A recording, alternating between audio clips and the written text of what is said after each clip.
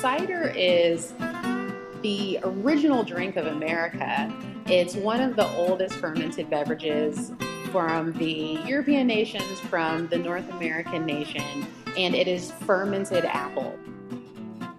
So Pivot Brewing has been open for almost 1 year. Our anniversary is on October 28th, 2017, and we are the first cider brewery in the entire state of Kentucky.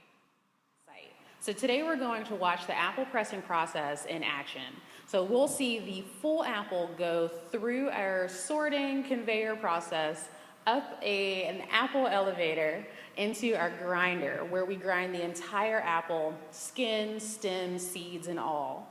And then we'll see the ground apple being pressed onto our pressing cloths into different layers. And then the pressure from those pressing cloths will bring all of the juice out of those apples.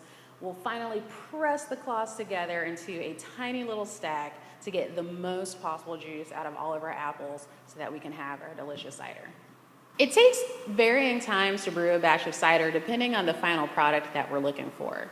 The thing about apples is that every bit of the sugar in it is 100% fermentable, so we could let it just continue to ferment for weeks and weeks and weeks, even months or years, until we get something extremely dry, like a very dry wine. Or we can let the fermentation process stop a little bit earlier to get something sweeter. But our ciders typically take about 3 weeks to sometimes a month to go from the full apple to a finished product that we can pour out of our tap rooms. Last year, our first year in business, we got 100% of our apples from Boyd's Orchard right here in Kentucky, down in Versailles. This year, we've gotten our early season apples from Boyd's again, and we're so happy to work with them. But we have a great problem in that they don't produce quite enough apples for the amount of production that we're going to do this year. So we'll be getting apples from Michigan, from Pennsylvania, and from a few other states.